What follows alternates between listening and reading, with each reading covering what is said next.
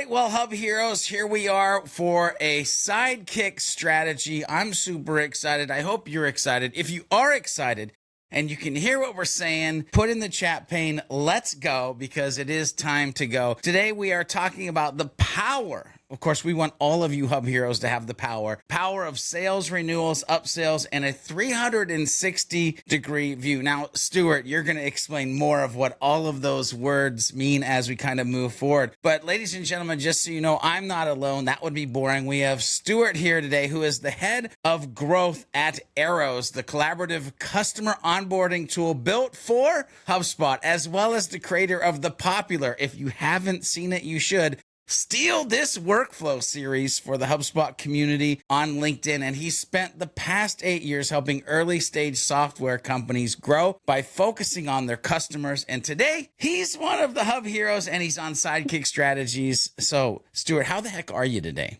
I am doing great. Thank you so much for having me. Super excited to dive into this. Yeah, I think it'll be a ton of fun for sure. So today, again, we are talking about the power of sales, renewals, upsells, and a 360-degree view. So let's get into the good stuff. I'm going to ask the first question, Stuart, to kind of kick us off here. And that is, I like to level set a little bit. So can you explain the importance of sales, renewals, upsells, and customer retention for businesses, particularly regarding revenue growth and long-term success? Because I see so many folks out there that are trying to just get new people in the front door. I want to have this conversation first. So what do you have for us? We see that a ton all the time too, right? Everybody's focused on new customer acquisition. Everybody's focused on closing that deal, celebrating that big initial sale. And then there's this big question mark about what comes next. So often onboarding is an afterthought. The renewal process itself, when you're coming up to that renewal date, is an afterthought. And it's just sort of a wing and a prayer that customers actually renew. And if you're in a recurring revenue business, you need renewals and expansion because you are probably spending a ton of money to acquire customers because the model sort of expects that they'll stick around for 2, 3, 4, 5 years, right? So if you're not actually building a process, if you're not actually investing in making that customer successful, I think this is something that's really come into focus, this year, maybe last year a little bit, as well as sort of the economic situation. But like, you have to be focused on retention. Customers have more options than ever. They're more conscious of their budget and where they're spending their resources than ever. And if you're not only building a strategy, but building a proactive strategy that isn't just, oh, we saw you didn't renew, do you want to come back? If you're not getting ahead of that, then you're sort of already behind. And you're ultimately impacting your own growth, right? Not only are you losing customers, you'd never have the opportunity to expand those customers either. So that's sort of in a nutshell. You see so many companies or so many folks who aren't making it a priority, focused on new customer acquisition. And it's not just the lost revenue, it's the opportunity cost of the customers that you lose not expanding as well. Yeah, such a good foundational piece there. And Hub Heroes, by the way, you heard it here first. A wing and a prayer is not a valid sales and marketing strategy, so you can't do that. Now, Stuart, with that being understood that we have to kind of move in this direction if we haven't thus far, what are some mindsets that, marketers and businesses have when approaching renewals, upsells, and customer retention? Like, how does this mindset differ from acquiring new customers? Because it really is kind of these two different pillars or two different conversations. So talk to us about the mindset of making this shift and what you need to be thinking about. Yeah, for sure. One thing that we always say is the retention starts on day one. Retention doesn't start to come into play when you have that renewal date coming up in the next 30 days, right? Retention starts really from a customer's very first interaction with a brand. And I think that is maybe a little counterintuitive for folks who are traditionally in sales and marketing that are thinking about that initial sale first and, how do we win this customer? The things that you do to win the customer are really going to ultimately impact your ability to retain and expand that customer, right? If you're setting expectations that you're not able to meet, you're just setting yourself up for failure when it comes to retention. So I think everything that you're doing from a sales and marketing perspective for the initial sale needs to go through that lens of, well, if retention starts on day one, how do we make sure that we're setting ourselves up for success when we actually get to those sort of renewal events? And one of the things that ultimately happens if you do that well is renewals just become a non-event. Customers aren't even thinking about churning. They're thinking about, well, this company is already helping our business, helping me achieve my goals, helping me get to the outcomes that I want to get to. How can they help me do more of that rather than, oh, this is an expense that I need to cut because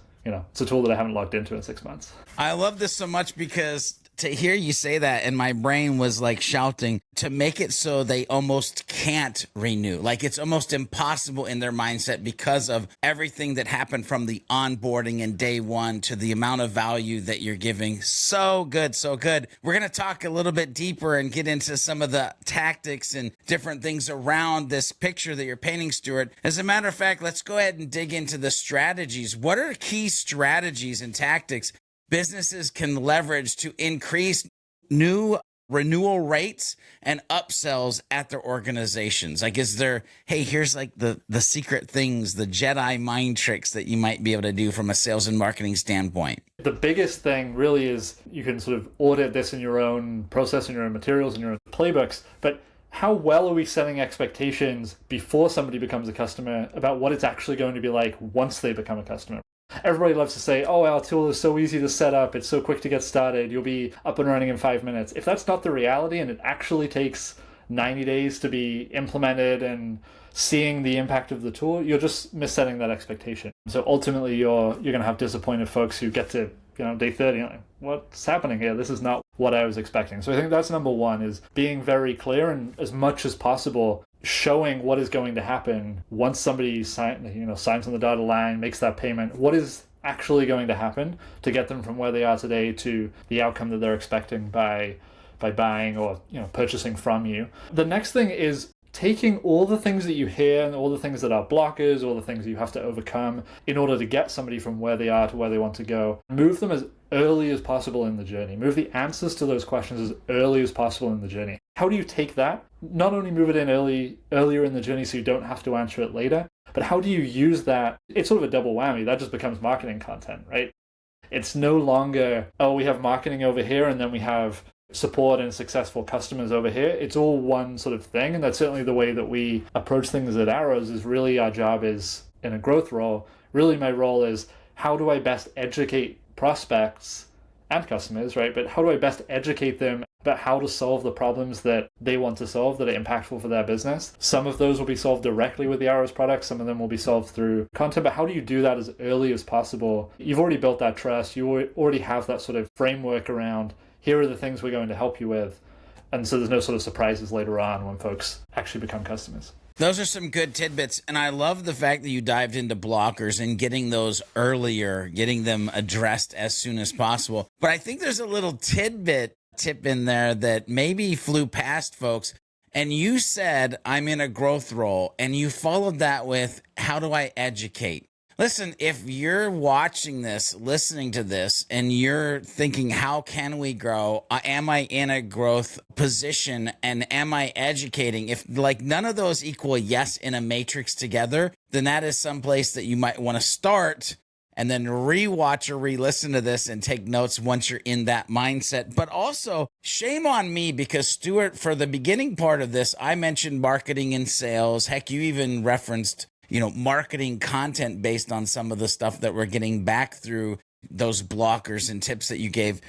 But I have to ask, what role does customer experience play in driving these renewals, upsales, and customer retention? Like you talked about, starts at day one, but what about day 90 or day 180 or day 360? Like, how does customer experience play a role here? Like the customer only sees the entire experience, right? Like they don't care that they're currently talking to marketing or they're currently on the phone with sales. It's just the experience with your company, with your brand, right? So I think that the more you can, and this is why growth ultimately is sort of a full team activity, like even if you have somebody who's responsible for it, ultimately it's going to touch every part of the business. And that's because the customer is going to touch every part of the business, right? So I think that building that experience that is really customer first, and this goes not just for your product experience, it's all great to have a software product and you have UX that is helpful to customers and intuitive and all that, like that's sort of table stakes, right? But what is the rest of the experience? How do you make sure little things, like if you're trying to educate a customer and you're giving them a piece of content, when you send it to them or when they see it, does it feel like marketing to them? Do they have to go put in an email address? Do they have to click, go find the specific thing that they're looking for? How do you make it as easy as possible for the person you're trying to help? And just sort of using a broad term there, we are trying to help people here. Ultimately, we hope that some of that is through the product that they're paying for, but how do you make it as easy as possible for them to get what they're looking for? and go on with the rest of the day. And I think that this is one of those things that when it comes to customer experience that is easy to forget, and we're all guilty of it, I'm sure, but the customer really doesn't care very much about your company. They really don't care very much about your product, right? They care about themselves and getting what they're trying to do done. So how do you help them do that as fast as possible and then get out of the way? What's in it for me? Let's be honest. That's pretty much how we all roll as humans. I love that you addressed in there, like, they don't know that you're sales. They don't know that you're marketing. They don't know that you're customer experience, and they shouldn't know. And this idea of just making it simple, making it the easiest way for them to interact, such good words. Now, here's the thing, Stuart. We all know that we could help people, and all of us might want to help people for free, but there's going to be somebody in the room that wants to drive revenue. They want to measure success. They want to make sure that it just makes sense. And you can use the pun there if you want, or the actual word I use. It's totally up to you. Hub Heroes. But we have to ask the question, Stuart, are there any specific metrics or indicators that businesses should track to measure the success of their renewal and upsell efforts? Because I think that's half the battle when it comes to reporting, is you just don't know what you don't know. And if you can learn that, then you can implement it in a report or a dashboard and actually be able to measure that success. So where does your brain go with that? Yeah, there's a couple of things. The very first one, and I think the thing that is actually pretty easy to measure, this is similar to the retention stats on day one. We're going to talk a lot about renewals and expansions and not really talk about the renewal moment or the expansion moment. Everything is earlier in the journey. The first thing to look at is how quickly after somebody says, I want to become a customer, or I've become a customer, like you've signed the agreement, you've paid whatever, how quickly do you get them to that next thing? How quickly can they engage? Can they start making progress towards that goal? And for some folks, that's going to be, scheduling a kickoff call. For some folks, it's going to be, if you're a self-serve software product, it might be like in your project management tool, let's say, like creating your first project in the tool. Like how quickly after they say, yes, I'm going to become a customer, do they do that first thing? That's sort of the leading indicator if you're looking for anything to look at. There's some great data from ChurnRx on the impact of sort of speed to engagement post-sale and retention. They have hundreds of thousands of companies in their data set. The graph is staggering. To sort of paraphrase, customers that engage in the first 10 days versus don't are 70% more likely to be around at year 4 than those who don't engage early. So that's the sort of the first thing to look at, is how quickly after you close a deal are people engaging with the next thing they need to go do. And then after that, when it comes to measuring, that's sort of on the, onboarding sort of activation side. But when it comes to the marketing side, I think this is always a question that you get, right? It's like, well, if we're not doing direct response, how do we know it's working? How do we know that we're having the impact that we want to have? And I think ultimately, the closer you can tie the work that you're doing to the big outcome that you want, like how do you get it as close to revenue as possible? And maybe that isn't actually dollars, because there's some steps in between, but how much qualified pipeline are you generating, for example, from marketing efforts versus we're just generating email addresses that we don't actually know where they go, right? Like, are you generating qualified pipeline? And then importantly, but separate, is making sure that you're keeping track of the alignment between who you're closing on day one and who renews. The easiest way to have a really hard time in retention is to close deals all over the map and actually not have that many deals that are a great fit for your product, right? It's a trap, especially working with sort of early stage startups. I see all the time is early on you want customers, so you sort of say yes to everybody, and you end up building a more bloated product. You have less control or less clarity on which problems you should be solving, how you should be speaking to those customers. So keeping track of what are the customers you're closing on day one trying to do, and of that group, are there patterns in who is renewing versus who isn't? Like, not all, one thing that I will say is that not all churn is bad. You should probably be churning some customers, and that's totally okay, right? As long as you know those are customers who just weren't a great fit. We weren't able to help them in the way that we would have wanted to, and instead we're going to focus on the ones that are really a great fit. A little rambly, but those are sort of the 3 things that I would focus on. I guess to put them in order: 1, measure marketing by something that is as close to revenue as possible. Make sure that you're not just doing things in silos. 2, track a sort of time from close to first engagement. And then 3, make sure that you're sort of mapping the deals you're closing on day one, or who are the customers that are continuing to renew and expand versus those that aren't, and then sort of build that feedback loop. Very good. And Hub Heroes, I need you to get your pen, your paper, your whatever you use to take notes. I feel like that needs to be a moment where you write something down is all churn is not bad. Knowing who you're a good fit for, who you're not a good fit for, and using that data, understanding those patterns, because Stuart, you mentioned that word too in that segment is patterns, and then being able to make smart decisions based off of seeing those patterns and having that knowledge is super key as you move forward. So, Stuart, here's the thing. People are watching or listening to this episode. By the way, if you're listening to it, it's because you're listening to it on your favorite podcast app. If you're watching it, it's because you've headed over to community.hubheroes.com and you've actually created an account and you're watching it along with all the other interviews that we've done on the Sidekick Strategies. But here's the thing, Stuart. They're going to be watching this. They're going to be, yes, we need to plug in everything that Stuart's talking about. We need to focus on renewals. We need to focus on upsells. We need to focus on the beginning customer, onboarding and journey and the measuring. But unfortunately, Stuart, there's going to be challenges and roadblocks that are going to come up along the way. So let's address some of those. What are some of the common challenges or roadblocks businesses may face regarding building a renewal, upsell, and customer retention process? And can these challenges be overcome? Like, are there a way that today we can give them some words that are like, and if you know this, you can do this and miss that big bump in the road?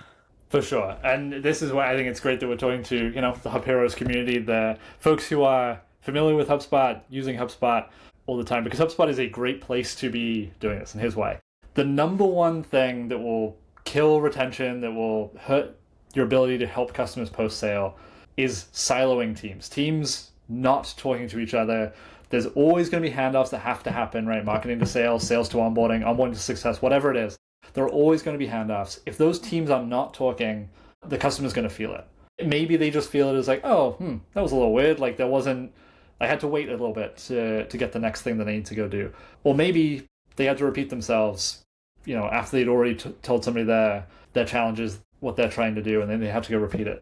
Or maybe it was something, more catastrophic than that, and they were told by one team something that just isn't possible when they talk to another team, right? So first thing is you have to have inter-department, even if small company, even if you don't have big formal departments, like everybody involved in the customer journey has to talk and has to build a feedback loop across those handoffs.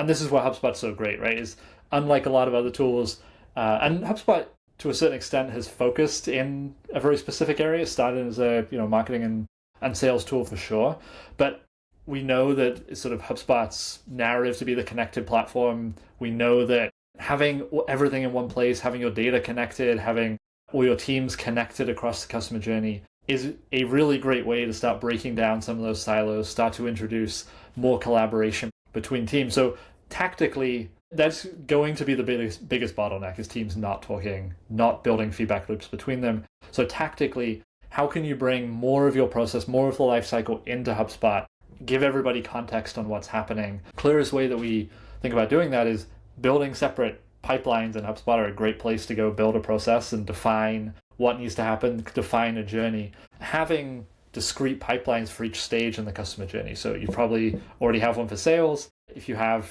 a hands-on onboarding or implementation pipeline, whether it's in deals or tickets, but having pipelines for each stage so that you can take a record from one place with all the data, you can require the data that is needed for that next step in the journey and validate that it's actually there, right? And if it's not, if something happens, you have everything in one place. Having data makes it much easier to start a conversation, right? Rather than it being like, well, sales did this and this customer churned and onboarding or success is mad and they're mad at sales, right? Like that's not very helpful. But if you are able to say, these are the specific reasons, this is what we knew, this is what was said in sales, and this is what happened, that becomes a much easier conversation to have. And ultimately, it's sort of not about trying to point fingers and assign blame to teams, but how do you come together and solve for the customer? Because ultimately, that's the thing that's going to have the long-term impact on retention. I love this so much. First of all, we're kind of bouncing into like this rev ops mindset of like across the board with HubSpot, but also to hear you say data helps you start a conversation. I might even add in there an educated and productive conversation, as you were kind of alluding there. And data is so key. It's so important. And many times we look at it from an external perspective of what can we gather versus like what can we glean as an internal team. So one of the things we talked about, kind of the potholes, the hurdles, the challenges that get in the way. And so let's shine a light on what success looks like. So Stuart, can you share any success stories or examples of businesses implementing effective strategies for renewals, upsells, and customer retention that you've seen or worked with? The biggest one, because it's usually the biggest friction point and the one that Arrows as a product has the sort of biggest direct impact on, really is that time from sales handoff or sales close to sort of engagement and customer progress during onboarding. And we've really seen, so we have some case studies on the Arrows website about companies that have, by defining that process more in their data in HubSpot, by sort of just building a defined process and sort of being prescriptive about this is how these teams are going to work together, this is going to be the experience for the customer, and then using Arrows to sort of enable the customer. We've seen teams cut onboarding times from sort of 30 to 45 days to 3 days. Like, the bar for improving onboarding is frankly not very high. Usually the reasons why you're onboarding an implementation, which ultimately is a great indicator of your what your retention and expansion is going to look like, the reason that those times that engagement is so low is because you're getting in the way of customers, because you don't have a defined process, because you don't have the data flowing in the way that you need it for everybody to know what's next, to know what to go do. So we've certainly seen some pretty wild improvements. The best documented example is actually another HubSpot partner, RBP, Original Business Partners. Went from a pretty manual process that was really difficult to scale, was really overwhelming and sort of burning out the team, to something that better defined, uses the data, enabling customers with Arrows, cut it from 30 to 45 days to 2 to 3 in some cases. So it's pretty amazing what you can do. And ultimately, like I say, it doesn't usually mean ripping it up and starting over.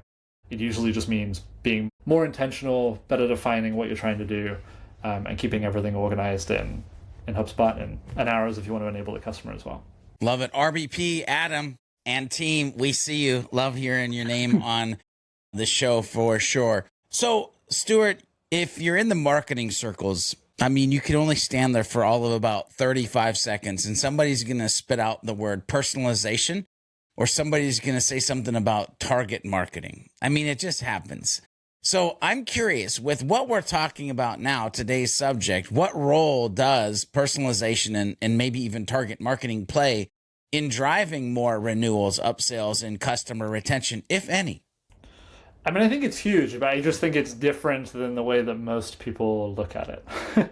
And what I mean by that is, ultimately, customers are coming to you to achieve an outcome. The outcome that they want to get to is going to be, rooted in their own context, in their own business, their own goals. So making sure that your customers are actually achieving that outcome is critical. That has to happen to drive retention and expansion. The thing that often gets missed is that it can be a lot of the discussion around personalization, and it's hard to be in a discussion around personalization without somebody bringing up personas, how you're building customer segments. And I think the most common thing that I see that I would push back on is that often those are built around demographic information, like size of company or role, even where is this company located, like number of employees, that kind of stuff. And the thing that misses is that has zero connection to outcome, right? It might have some correlation those customers want to achieve. Like, maybe you can look at patterns and say, well, typically companies of this size are trying to do this. It also might not. So I think that a better way to think about personalization is using jobs to be done and really try to understand, like, what is the thing that this company or this customer is trying to achieve. And I think the thing that is so easy to miss and does require some thought, it certainly requires some resource to do well, is not everybody at the same company, the same account, is going to have the same job to be done, right? As an example of this is, Arrows is a good example of this, actually. I can't believe I'm going to do this, but I'm going to use personas. We still speak to 3 different personas who have very different jobs, right? We talk to onboarding reps and CSMs who are working directly with the customers, who are responsible for getting that customer to success, for onboarding them. And they care a lot about what is my daily workflow? How efficient am I at getting my job done? How can I not be burnt out trying to serve the number of customers that I'm expected to serve? We speak to RevOps and Ops folks who are, not to be derogatory, they don't really care about the day-to-day.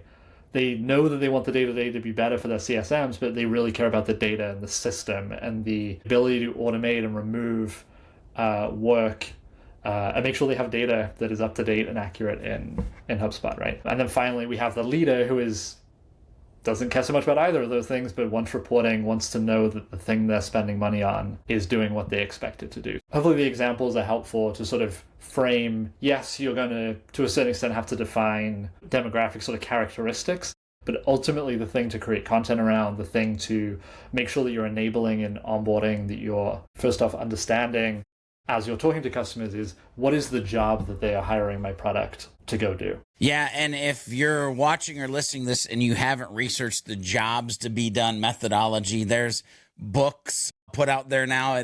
But there's an original resource that you can look up and find. We'll try to have that in the actual show notes for this episode as well. So Stuart, let's kind of turn the ship for a second, because we as humans, we even talked earlier, what's in it for me? And we're super all about most of the times like, and how do I make it happen right now? Well, sometimes some of this stuff isn't right now stuff. So when we sit back and we put the different cap on, what are the long-term benefits of focusing on renewals, upsells, and customer retention for businesses? Like, how does it impact their overall growth and profitability, not in an instant, but over time? Yeah, for sure. And I think this is really the best way to look at retention and renewals is what is the long-term impact. To give the sort of first thing that folks are maybe already measuring is you're going to better offset your cost of acquisition, right? If you are spending X dollars to acquire a new customer today and they churn before they renew, you're only offsetting the amount you spent with their first year spend. If they stay around for year two, you are offsetting it with year two as well. And so that's ultimately, especially when it comes to profitability, is how effectively are you offsetting the cost of acquiring a customer by having them renew and continue to spend money? Secondly, if customers aren't renewing, and certainly if they're probably more likely to be doing this if they're expanding, but they're also not referring you, which is by far the cheapest way to acquire new customers. You didn't do anything to get this new customer.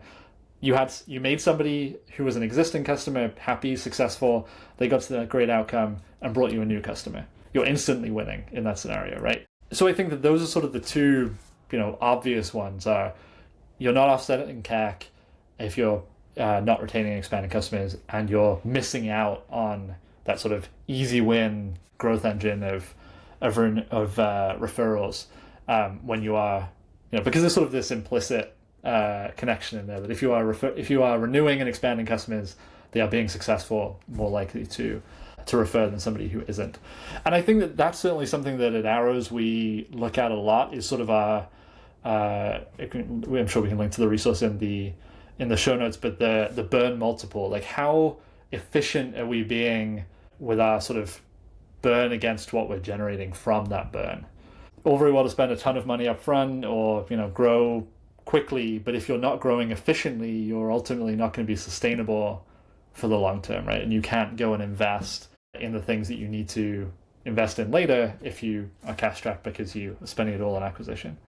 And why I love that you frame this question this way is that retention and expansion really is sort of taking that long-term approach. Maybe it might even mean we're closing less customers, or we're trying to close less customers today because we're saying no to the ones who aren't a great fit, right? Or we're not doing things that might have short-term impact, a little more questionable when it comes to will those customers stick around.